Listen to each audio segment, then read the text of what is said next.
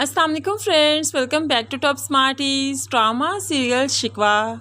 जहां पर आखिरकार किरण के घर वालों को मालूम पड़ गया कि किरण सानिया की सौतन है। सानिया का एक्सीडेंट हुआ।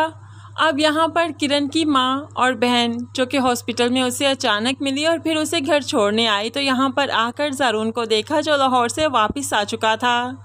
तो ऐसे में सारी सच्चाई सबके सामने आ गई। ज़रून तो सानिया की ये हालत देखकर तड़प चाहता है कि तुम्हारा एक्सीडेंट हुआ, तुमने मुझे क्यों नहीं बताया, तुम मुझे फ़ोन करती, मैं भागा हुआ चला आता। तो सानिया भी शिकवा करती है, कैसे बताती, आप मुझ पर एतबार थोड़ी ना करते, आपको लगता आपकी प्राइवेसी को डिस्टर्ब करने के लिए बहाना लगा रही हूँ।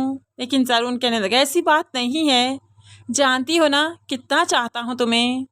अब यहाँ पर सानिया भी अपने गिले शिकवे भुलाकर ज़रून के साथ बातें करने लगती है और पूछना चाहती है क्या किरण के साथ नज़दीकियाँ तो नहीं बढ़ाई, लेकिन पूछते पूछते रुक जाती है। बार बार वो ये सवाल करना चाहती है लेकिन कर नहीं पाती। सानिया की बीमारी की वजह से वो सानिया को बेड पर लेटाता है, उसे मेडिसिन देता है और फिर सारी नाराज़गी भूलकर अपने ही कमरे में रहने लगा। लेकिन यहाँ पर वार्डरोब देखी तो यहाँ पर ज़रून का कोई भी कपड़ा नहीं था। तो जब सानिया ने बताया कि किरण ने मेरी एब्सेंस में सारे कपड़े अपनी तरफ शिफ्ट कर लिए और यही कहा कि ज़रून यही चाहता है, तब तो ज़रून को किरण पर बहुत गुस्सा आया। चिल्लाते हुए किरण से कहने लगा झूठ बोलने की क्या ज़रूरत थी, तुम जानती हो ना झूठ बोलने वाले इंसान पर एतबार नहीं किया जा सकता और इस तरह से तुम अपना एतबार खो दोगी।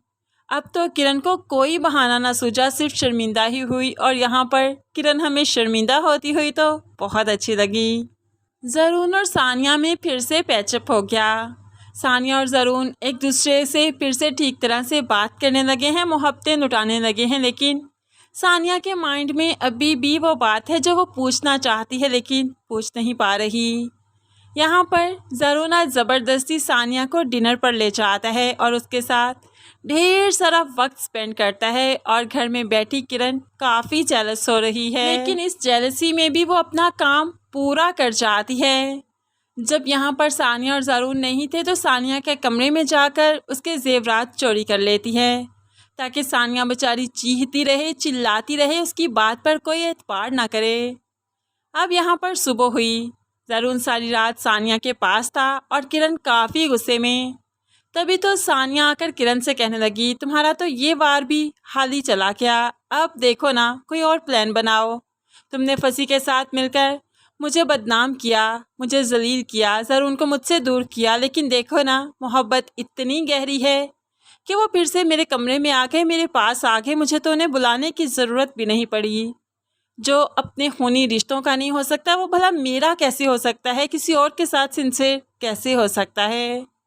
अब तो किरण चौंक गई कि इसने क्या बात की, लेकिन यहाँ पर सानिया की जो बातें थी किरण को सानिया वही ताने देती है। तभी तो किरण भड़कती हुई मेके में आई और यहाँ पर आकर चिल्लाने लगी सौतन है वो मेरी, उसके सामने मेरी बातें करने की, मेरी बुराइयां करने की क्या ही ज़रूरत थी, किस चीज़ की कमी रखी मैंने आप लोगों को। किरण और माँ दोनों ही सानिया से झगड़ने लगे कि सानिया के सामने ऐसी बातें करने की क्या ज़रूरत थी जिससे किरण डिग्रेड होती। लेकिन सानिया भी कह देती है तब मुझे नहीं मालूम था कि सानिया और किरण का आपस में रिश्ता क्या है, लेकिन खैर मैंने जो भी बातें की हैं सच की है, झूठ तो एक भी नहीं बोला।